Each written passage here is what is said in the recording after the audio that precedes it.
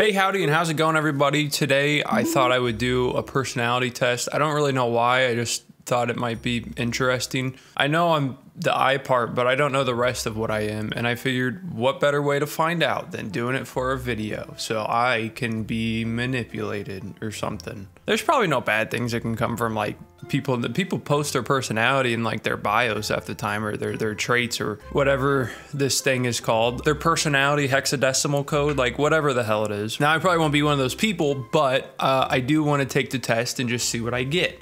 Because, like I said, I thought it might be somewhat interesting. I regularly make new friends. Probably not, just because I don't really live a type of life where I constantly am making new friends. Spend a lot of time exploring various random topics like yeah, I would say that's a pretty strong agree. Seeing other people can cry, can't. Is there one about reading? Seeing other people cry can easily make you feel like you want to cry too.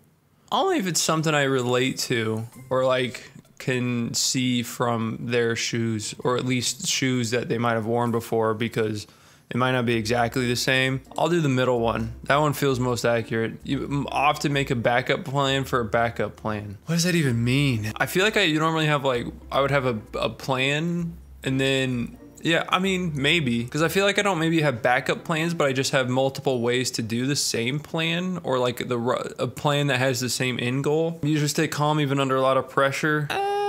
I mean, probably, yeah. I don't get too insane, because when I'm under pressure, I just sort of like, I don't really know what I do, to be honest. I just feel like when I'm under pressure, it's not as big of a, like, I'm definitely under pressure, but I don't go crazy.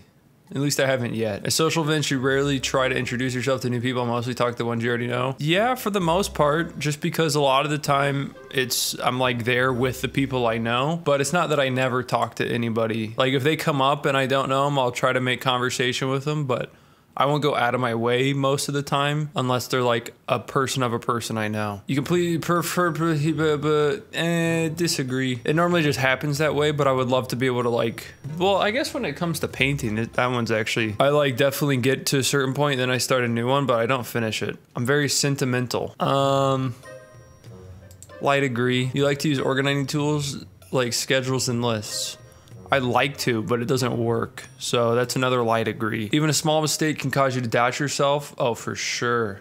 I feel like that's a strong agree on that one. Because there's times where I like upload a video and I realize I messed something up, and I just feel like I'm the most washed up around. And I was like, how did I ever even make it this far? Feel comfortable just walking up to someone? No. And maybe even that might be a 2-star disagree. Not too interested in discussing various interpretations and analysis of creative works. Slight disagree. No, I'll go with the middle on that one. Because I think it can go either way depending on what it's about. Like if it's something I'm interested in, like, yeah, that's great. But if it's something I don't really care about, then it's like, don't talk to me about it. I'm more inclined to follow my head than my heart. Well, my head does all the thinking, so I'd have to say yes. Maybe a 2-star yes. I know they're not actually stars, but it just feels more like a 1-star, 2-star, 3-star. Just feels more fitting that way. You just prefer just doing what you feel like at any given moment instead of planning a particular daily routine.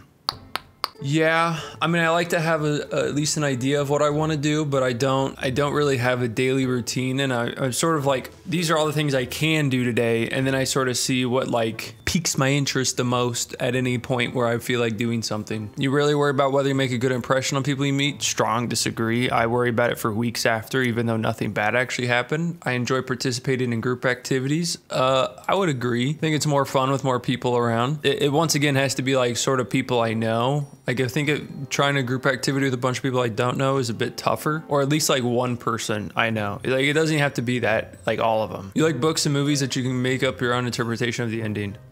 Not really. Books, yeah, I don't know, probably not. Because like I'm sort of reading or watching to get the story of the story writer or whoever wrote it. So I feel like if they don't have their own ending, then yeah, I don't know. That one could probably vary depending on the story. That one I feel like changes based on the story itself. So, but I'm still gonna stick with the disagree. Happiness comes more from helping others accomplish things than your own accomplishments. Kinda. I would give that a slight yes, because I think helping other people like complete things does feel really good.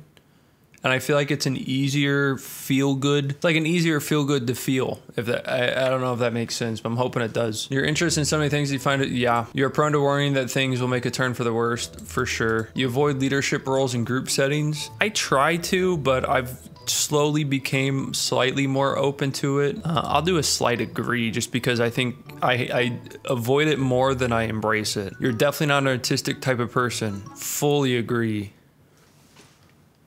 Wait, never mind. Disagree. You think the world would be a better place if people relied more on rationality and less on their feelings? I don't know if it'd be a better place. I think it'd be more straightforward, but that's about it. You prefer to do your chores before allowing yourself to relax? That's a tough one because when growing up, I had chores to do and I always like didn't do them, but it wasn't necessarily because I was relaxing. It's just because I was doing something else, but that something else probably would be seen as more relaxing than chores. I guess it's probably more so asking, do I prefer to do chores / get things that I don't want to do done before doing the things that I want to do? And this is another one where it's like, yeah, that would be nice. I would like to do it that way, but I don't. So I'm gonna give a slight disagree. But I would prefer to get everything that needs to be done. I mean, are chores really needs? I'm gonna go with a slight agree on this one. Because I would still prefer to do it, and I think I always feel better whenever I get like, if I do a little bit of cleaning before sitting on my ass and doing something like recording a personality test video, you know? It feels better to like do something that makes the hours. It's too long on that one. You enjoy watching people argue? Kinda. I mean, it depends on who's arguing, but in the situation, if I don't know them, I think it's great. But if I do know them, I'm just like, what's happening? You tend to avoid drawing attention to yourself? It's a slight agree, which I know is probably a bit ironic since I do YouTube, but your mood can change very quickly. Not randomly. I think there's usually a reason for it, but it can change. It can swap up. You often end up doing things at the last possible moment. Slight agree, because that's how I daily uploaded for a long period of time. Is I complete it like the last second, the day before. Which I guess when you daily upload, sort of duh. But like I was not queued for daily uploads at all. Like it was video, upload it, and sleep, and then wake up, and then have it go public. And that was pretty much the whole thing for 1,000+ days. Sometimes I got ahead, like if I was doing conventions or something, but very frequently I was not. You've always been fascinated by the question of what, if anything, happens after death. I don't know about the question, but I'm always fascinated by like the answers or what's a possibility, because I think a lot of it is sort of your brain tricking you into believing or into like seeing and experiencing whatever you've always thought. And I think it's your brain that sort of does it all. Because I always thought it'd be cool is like after I die to just be like some free form spirit that roams until the world destroys itself and then I vanish with it. So I mean, yeah, but it's like, you know, millions and billions of years sort of just floating around. But I would experience in like a different time of almost like a highlights way. Like I don't, you know, because I think when you're dead, there's no time anymore. You're sort of, I mean, you're dead. Hypothetically, if I was some no life, no consciousness sprite, you know, I don't know if time would matter as much. Like if I'm dead as this ghost or whatever, would I still experience 500,000 years or 1,000,000 years or however many years it might be? I don't know. But yes, I would say I'm fascinated by it. But once again, usually I guess the answer is more so than the question, but without the question, you wouldn't get the answers. Usually you prefer to be around others than on your own. I would say I disagree. I like being sort of alone. Just gives me more time to do things without so many distractions. Become bored or lose interest when the discussion gets highly theoretical. I think this one also would depend if like what the discussion is about. Like if it's something about it's like we know the answer to it, then like just like, okay, calm down with these stupid theories. Like it's what you're arguing right now is pretty simple. So I'm gonna go click in the middle. You find it easy to empathize with the person whose experiences are very different from yours. Probably a slight disagree, because I wouldn't say I find it easy. I definitely think I need clues. Maybe not clues is the right word, but like I would need more information on their thing. Like I wouldn't easily be able to do it, I don't think. Usually postpone finalizing a decision for as long as possible.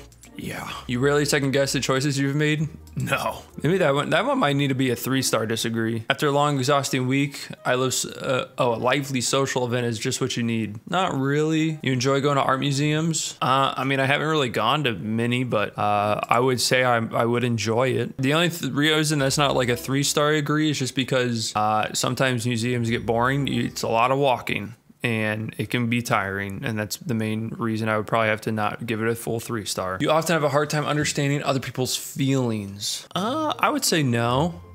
I think I a lot of the time can like understand where feelings are coming from and like why they might be there, so long as I know the whole backstory or like a rough amount of the backstory. You like to have a to-do list for each day. See, this is another one where I have to-do lists, but it's not for like each day. It's sort of like I write a to-do list of like a bunch of things that I just want to get done. And I don't know if that falls under this. So I'm gonna have to click on the middle, because I like to have a to-do list, but I don't like it to be for the day. Like I'd rather have a to-do list that has just like everything I need to do for like the week or something like that. You rarely feel insecure. I don't think it's rarely. I guess I'll probably go with the small agree. You avoid making big agree. You have to spend a lot of time trying to understand views that are very different from your own. Not a lot of time. And not often. But I mean, there's definitely moments where I'm like, I try to understand different views, but it's also assuming I don't already understand like where those might come from or something like that. Does that make sense? In your social circle, you're often the one who contacts your friends and initiates activities. This is definitely something I want to fix. But I think for now, there's kind of a 3-star disagree, because that's like one of my biggest problems is I don't initiate activities much. That's yeah, that's definitely a big disagree. But I would like to make that a small agree, you know? If your plans are interrupted, your top priority is to get back on track as soon as possible. Yeah, a little bit. Or just back on track of something, maybe not those same plans, but like I want to start doing something else. You're still bothered by mistakes that you made a long time ago. Some things, I think.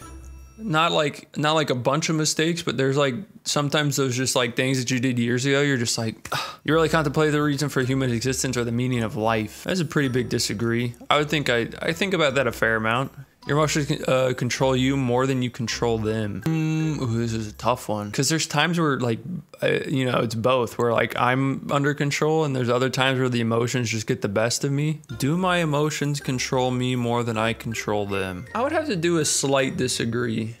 Just because I think they used to more, but I would like to say that I'm more in control of them anymore. So that's a slight disagree in my book. You take great care not to make people look bad, but even when it is completely their fault. If people fuck up, they deserve to look bad, maybe. Depends what it's for, but yeah, that doesn't sound like me. Like I'm not gonna go out of my way to make sure someone else doesn't look bad most of the time. Like maybe depending on what it is, if it was like a genuine honest mistake, maybe I'll try. Because like if you, depending on what you did, you probably just look bad because you're bad or something. Your personal work style is closer. Oh yeah, big time. I mean, like that's one thing painting kind of showed me is like, I'm very much like, I'll put it in 30 minutes and I'll go do something else. And then I want to bounce back and forth between doing a whole bunch of things. With some things high on you wonder how long it'll take for them to feel disappointed in you. I would say that's a 2-star. You will love a job that requires you to work alone most of the time. Slight agree. I mean, I think having like acquaintances or friends nearby, people that you can go talk to and just sort of disconnect from like the solo-ness, I think is nice. But I mean, I have a job that requires me to not really work alone, but I guess technically be alone most of the time. So I don't know. You believe that pondering abstract philosophical questions is a waste of time? Disagree. I mean, it is a waste of time, but it's also like, that's sort of, I feel like that's kind of the point of it, is to waste some time. You know, maybe that'll be a 1-star. You feel more drawn to places with busy, bustling atmospheres than quiet, intimate places. You know, it's weird. Even though I'm like a pretty big hermit, I would like to be a hermit in like a city. One of those cities where you can kind of just like walk everywhere. It's not many cars, but like a lot of bikers and walking and a bunch of stores, and just sort of has like a fairly active daytime life. I just feel like it'd be kind of nice. I could just look out my window and see the world living, essentially. I probably wouldn't go into it, but it would be nice just to like see it and be like, ooh, look at that. The TV's on and it's really just outside. So I might have to go with a slight agree, just because I'm like, I feel drawn to it, but not drawn enough to put myself in that situation. So, you know, at first glance, how someone is feeling, and no, I don't think so. I can maybe get a rough estimate. Sometimes, you know, people's eyes in like this area tell a lot of information. I'll probably have to go with a slight disagree on that one though. You often feel overwhelmed. Facts. You complete things methodically without skipping over any steps. Not facts. You're very intrigued by things labeled as controversial. I love Andrew Tate. I'm just kidding. I don't know if I would consider myself very intrigued by things labeled as controversial. I would say a slight agree because I am sometimes intrigued by it. More so just to wonder like, what's so controversial about this? You would pass along a good opportunity if you thought someone else needed it more. Trying to like think of a scenario that I could think about for this one. So I don't, like off the top of my head, I would almost say no. Not because, but I think mostly just because of like the opportunities that I get, it's like harder to like just pass it along to someone else. You know, I've never been in a situation where it was like, oh, do you want this raise or something? And you're like, you know, you're the best, whatever. I'm just like, no, actually, I've been noticing blah, blah, blah. I've been working super hard. I think they should get the raise. I'm just gonna have to click the middle one because I'm not too sure. I struggle with deadlines a little bit, but I think I think I struggle with deadlines mostly because I'm like, I want to be sure it's good enough by the time the deadline gets there, but I don't know if that's the same type of struggle it's talking about. You feel confident that things will work out for you. Honestly, not really. Like, I definitely always think that like some like world altering thing is always right around that corner. So I just don't turn corners. I just walk straight. Select my gender, fine. All right. See results. I'm a logician. How do I say this? Logician is that? There's no way that's how I pronounce this. Logician. Logicians are innovative inventors with an unquenchable thirst for knowledge. A little bit. 72% introverted. That seems correct. Yeah. 63% intuitive. Intuitive individuals are very imaginative, open-minded, and curious. They value originality and focus on hidden meanings and distant possibilities. I think that's pretty accurate. 54% thinking. Thinking individuals focus on objectivity and rationality, often dismissing emotions in favor of logic. They tend to see effectiveness as more important than social harmony. 65% is prospecting. Oh, should we get in minds? Prospecting individuals are very good at improvising and adapting to opportunities. They tend to be flexible, non-conformists who value why do I not know how to say that word? Novelty? Is that, why does it sound wrong? Above stability. Novelty. Jesus fuck. 72% turbulent. Turbulent individuals are self-conscious and sensitive to distress. They feel a sense of urgency. Their emotions tend to be success-driven, perfectionist, and eager to improve. Oh my God, it's me. Well, I'm a logician apparently. Cool. And there it is. I'm a logician. I'm a logician. I think it sort of makes sense though. I mean, a lot of that I felt like was pretty accurate. The prospecting one, I just wasn't too sure on really what it was completely saying. I think it more so just means that like, I like to find uniqueness instead of making what works or something. I don't know. The important thing is to not stop questioning. Curiosity has its own reason for existence. Albert Einstein. Nice, dude. I was thinking the same thing. So it's like me and Albert got the same brain or something. I'm probably Albert Einstein reborn. Logicians, I forgot how he said that already, pride themselves on unique perspectives and vigorous intellect. Well, I don't pride myself much. They can't help but puzzle over the mysteries of the universe, which may explain why some of the most influential philosophers and scientists of all time have been logicians. This personality type is fairly rare, but with the creativity and inventiveness, logicians aren't afraid to stand out from the crowd. Well, I think I did say I was, but that's fine. I'm pretty sure I've gotten a different one before. I think it might have still been IN. I know the I means introverted. I don't know what NTP means and I don't know why there's an A or a T. Oh wait, there's a what's the difference button. Assertive logician versus turbulent logician. I would say mine's fairly accurate. Maybe not like exactly correct, but I think it would probably need a lot more specific and like picked apart questions in order to get it like spot on, like right on the nail on the head on the nail. What is that?